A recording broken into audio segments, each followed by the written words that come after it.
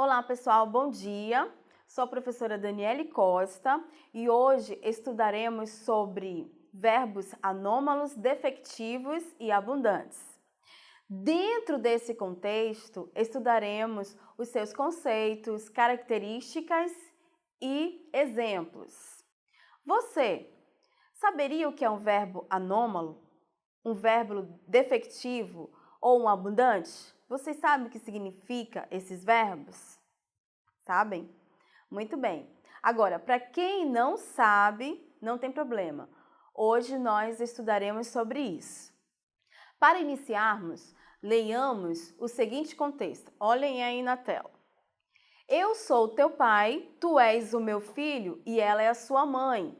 Então, juntos somos uma família. Observem que dentro desse contexto nós temos o verbo ser e ele está conjugado em diferentes pessoas. Quero também que vocês observem que o radical dele muda ao mudar a pessoa do discurso. Isso nós chamamos de verbo anômalo. E o que seria um verbo anômalo, segundo a gramática? Observem. Os verbos anômalos, eles apresentam profundas mudanças no radical. Foi o que nós vimos no contexto. Quem são os verbos anômalos? São o verbo ser e o verbo ir. Observamos aí, turma, nesta tabela, a conjugação desses dois verbos, do verbo ser e do verbo ir. Nos tempos presente, pretérito perfeito e futuro do presente. Primeiramente, vamos ver juntos o verbo ser. No presente do indicativo, eu sou, tu és, ele é. Nós somos, vós sois e eles são. Pretérito perfeito. Eu fui, tu foste, ele foi, nós fomos, vós fostes, eles foram. Futuro do presente. Eu serei, tu serás, ele será. Nós seremos, vós sereis e eles serão. Vimos aí a conjugação do verbo ser. A conjugação do verbo ir, presente do indicativo. Eu vou, tu vais, ele vai. Nós vamos, vós ides, eles vão. Pretérito perfeito do verbo ir. Eu fui, tu foste, ele foi, nós fomos, vós fostes, eles foram. Futuro do presente. Eu irei, tu irás, ele irá. Nós iremos, vós ireis, eles irão. Turma, vocês podem estar observando, professora, temos aí o pretérito perfeito, o verbo ser, e o pretérito perfeito, o verbo ir. Eles são idênticos morfologicamente e foneticamente. Sim, eles são. E como é que nós podemos diferenciá-los? Muito simples, turma. Observem nesses dois exemplos. Nós temos aí, Lula foi presidente do Brasil. O segundo exemplo, Lula, quando presidente, foi à França. Temos dois contextos, porém, o primeiro está dizendo que o Lula, o estado do Lula, ele era presidente. Então, esse foi identifica-se e caracteriza como verbo ser. E no outro exemplo, Lula, quando presidente, foi à França. Está dando o significado de locomoção. Então, com isso, está se referindo, essa palavra foi, se refere ao verbo ir. Essa é a diferença, pelo contexto. Agora é com vocês. Exercitando.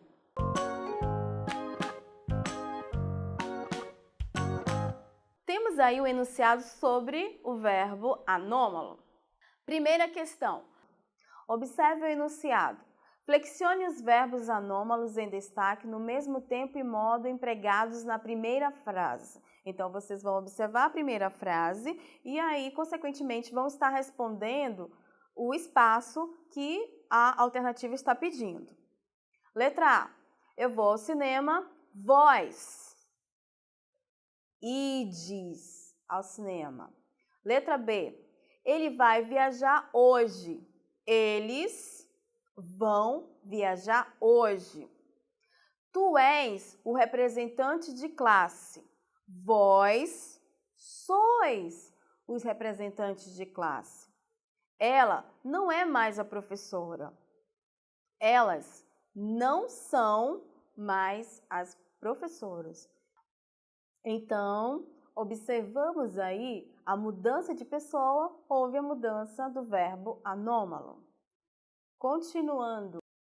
Verbos defectivos. Observem aí na tela. Chama-se defectivos verbos de conjugação incompleta.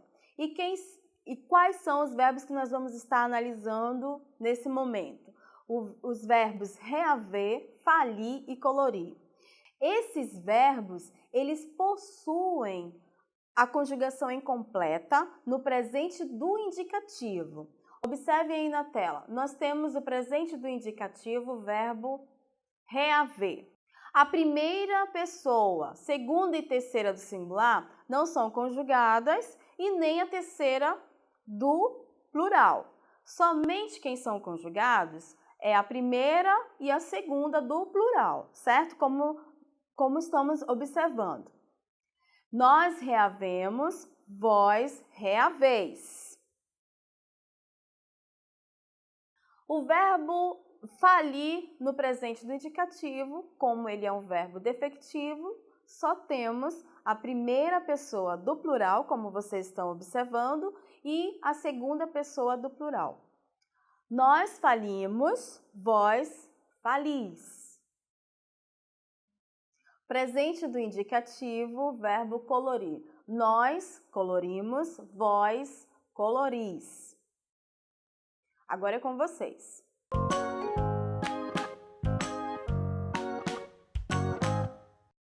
Complete com o verbo reaver no presente do indicativo. Nós reavemos nossa antiga casa. Então, nós temos aí no contexto a pessoa da qual, no presente do indicativo, o verbo reaver é conjugado, certo? Para estarmos observando que esse verbo reaver, ele tem conjugação incompleta no presente do indicativo. Observem o enunciado. Complete o verbo falir no presente do indicativo. Todos estão dizendo que eu e a equipe,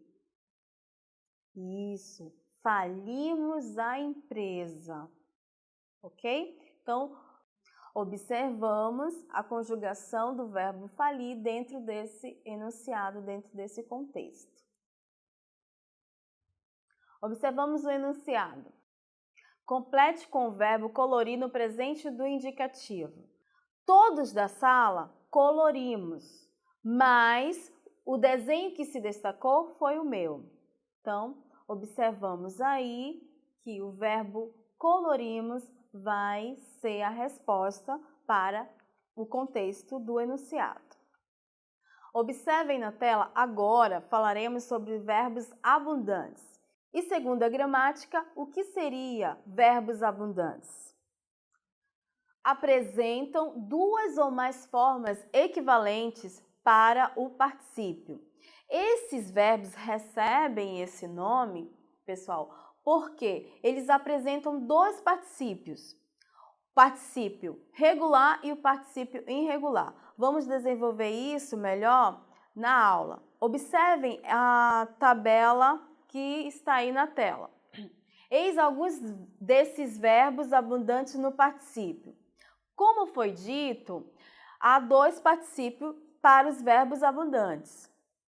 Temos aí o verbo aceitar, no particípio regular, aceitado, e no particípio irregular, aceito.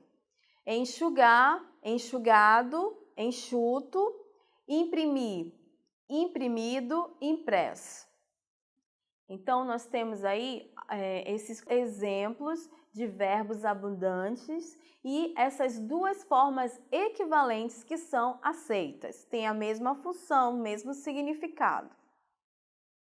Fiquem atentos, pessoal, porque o verbo chegar e o verbo trazer, eles não são verbos abundantes. Nós ouvimos na fala exemplos como ele tinha chego e ele tinha trago. Essas formas, gramaticalmente, elas não estão corretas. Por quê? Primeiro porque esses dois verbos, eles não são, nem o verbo chegar, como vocês estão observando, nem o verbo trazer, eles não são abundantes. A forma correta é: ele tinha chegado e ela tinha trazido.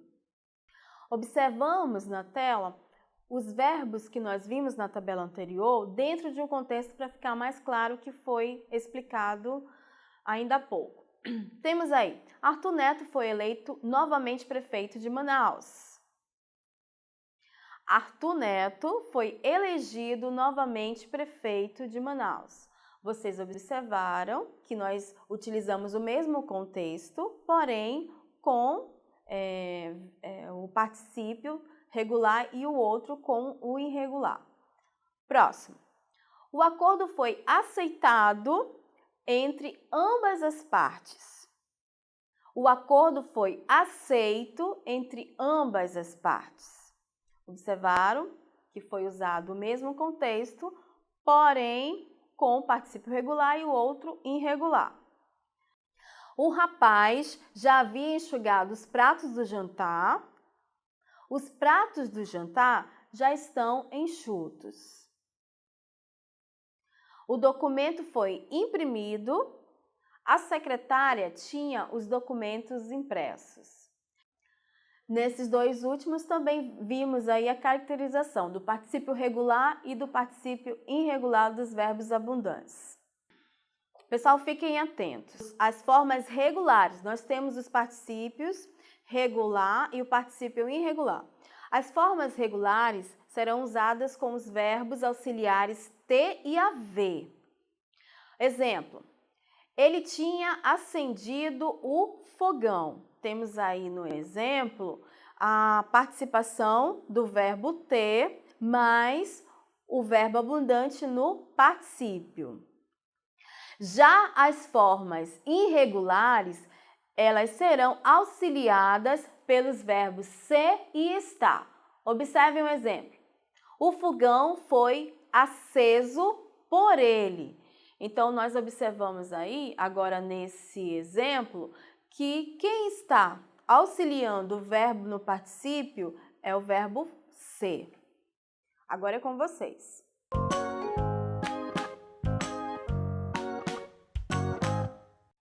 Complete as lacunas a seguir utilizando o particípio regular ou irregular dos verbos entre parênteses. Letra A. O candidato foi eleito com mais de 20.000 votos. Muitos que haviam elegido na eleição anterior votaram nele novamente. Letra B. O garoto foi salvo pelo corpo de bombeiro. Letra C. Vovó havia fritado os bolinhos de chuva. Letra D. A polícia havia dispersado o grupo de manifestantes.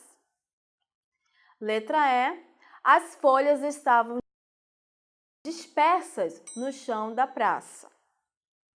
Como observamos, cada alternativa trouxe para nós o auxiliar ter ou haver e nós fomos só apenas concordando. O verbo ter e haver para o particípio regular e o verbo ser e estar para os particípios irregulares. Recapitulando, turma, o que nós estudamos hoje, os verbos defectivos, anômalos e abundantes, eles têm suas características particulares dentro da língua portuguesa.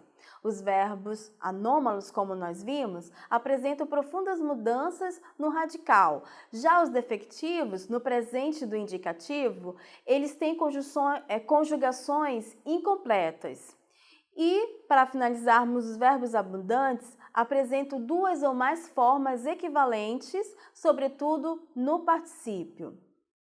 Então, pessoal, ficamos por aqui. Até a próxima aula. Tchau!